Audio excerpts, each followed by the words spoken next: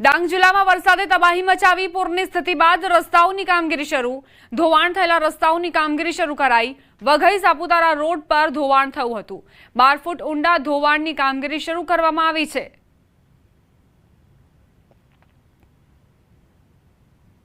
અમુક રસ્તાઓના એપ્રોચીસ ધોવાણ થયા હતા સાઇડ શોલ્ડરનું ધોવાણ થયું હતું ઘણી જગ્યાએ રોડ ઓવરટોપ થયા હતા એટલે અમારા માર્ગ અને મકાન વિભાગ રાજ્ય હસ્તકના જે અગત્યના ધોરીમાર્ગો છે ખાસ કરીને વઘઈ સાપુતારા રોડ છે પિંપરી કાલીબેલ રોડ છે પછી આહવા નવાપુર રોડ છે વઘઈ આહવા ચિંચલી રોડ છે એ દરેક માર્ગો પર લેન્ડસ્લાઇડ અને ઝાડ પડી જવાની જેવી ઘટનાઓ બનેલ જૂનાગઢથી સમાચાર વેપારી પિતા પુત્રનું કારસ્તાન 60 જેટલા કમિશન એજન્ટો સાથે ઠગાઈ આચરી એજન્ટો સાથે 1.59 કરોડની ઠગાઈ વેપારી પાસે ધાણા ખરીદ્યા બાદ પૈસા ન ચૂકવ્યા આરોપી પિતા પુત્રની યાર્ડમાં 2 પેઢી છે પોલીસે પિતા પુત્રની ધરપકડ કરી છે કરોડોની ઠગાઈ કરનાર પિતા પુત્ર જેમની ધરપકડ કરવામાં આવી છે તેમણે એજન્ટો સાથે 1.59 કરોડની ઠગાઈ આચરી છે વેપારી પિતા પુત્રનું આ કારસ્તાન 60 જેટલા કમિશન એજન્ટો સાથે છેતરપિંડી કરાઈ 1.59 કરોડની છેતરપિંડીને અંજામ આપ્યો ધાણા ખરીદ્યા બાદ પૈસા ન ચૂકવ્યા હતા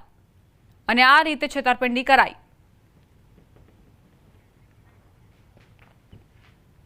અમદાવાદની સગીરાને સોશિયલ મીડિયા પર પ્રેમ સંબંધ બાંધવો ભારે પડ્યો યુવકે સગીરાને ઘરેથી ભગાડી હોટેલમાં લઈ જઈ શારીરિક સંબંધ બાંધ્યા દાંડી લીમડા વિસ્તારમાં રહેતી સગીરાને 2 મહિનામાં વિશ્વાસમાં લઈ જબરદસ્તીથી સંબંધ બાંધ્યો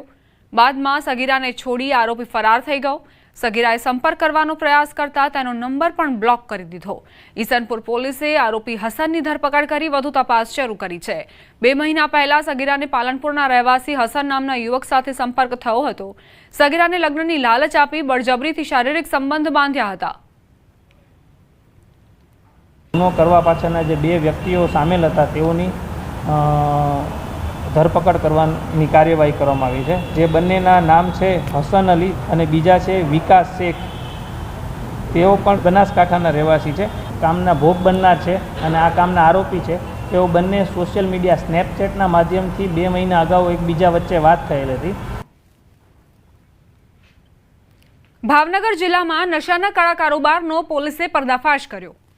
નશાકારક કોલોન વોટરના મોટા રેકેટનો પર્દાફાશ 4 અલગ અલગ સ્થળોએ પોલીસે દરોડા પાડ્યા હતા દરોડા દરમિયાન કુલ 20,471 બોટલો મળી કુલ 19.24 લાખનો મુદ્દામાલ જપ્ત કર્યો છે ગારિયાધારમાં તો કોલોન વોટરની એક ફેક્ટરી ઝડપી પાડવામાં આવી છે પોલીસે 6 આરોપીઓની ધરપકડ કરી છે એક આરોપી હજુ ફરાર છે પોલીસે જણાવ્યું કે આ બોટલોમાં 55% વધુ ઝેરી આલ્કોહોલ હોવાથી આરોગ્યને ગંભીર નુકસાન કરે છે પોલીસે લોકોને અપીલ કરી છે કે આવી ગતિવિધિઓ અંગે તાત્કાલિક જાણ કરે અમારી અલગ અલગ ટીમો રેડ કરી ગાડિયાધારમાંથી તો એક ગેરકાયદેસર ફેક્ટરી પણ મળી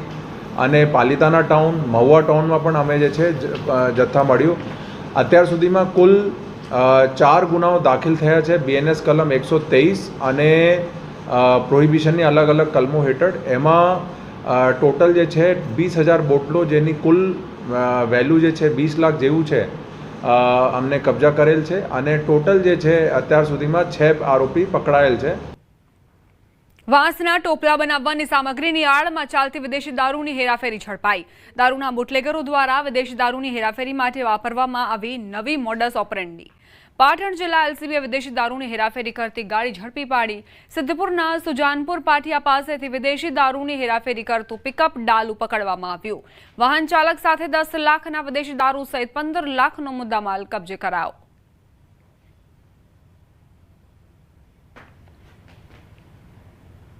સુરત શહેરમાં દિવાળીના તહેવાર પહેલા પોલીસ સક્રિય બની છે ડબગરવાડ વિસ્તારમાં લાયસન્સ વિના ફટાકડા વેચતા 2 દુકાનદારોની ધરપકડ કરાઈ ફાયર સેફટી વગર ફટાકડાનું જોખમી રીતે વેચાણ કરતી 2 દુકાનો પર પોલીસે દરોડા પાડ્યા આમ ઓમ ક્રેકર્સ અને ઓમ ગાયત્રી મલ્ટી શોપમાં ફાયરના સાધનોનો અભાવ હતો દરોડા દરમિયાન પોલીસે કુલ રૂપિયા 1.84 લાખના ફટાકડા સીઝ કર્યા હતા પોલીસ દ્વારા બંને દુકાનદારોની ધરપકડ કરાઈ છે આવી બેદરકારીના કારણે અનેક વખત જાનહાનિની શક્યતાઓ ઊભી થતી હોય છે તેથી પોલીસે કડક કાર્યવાહી કરી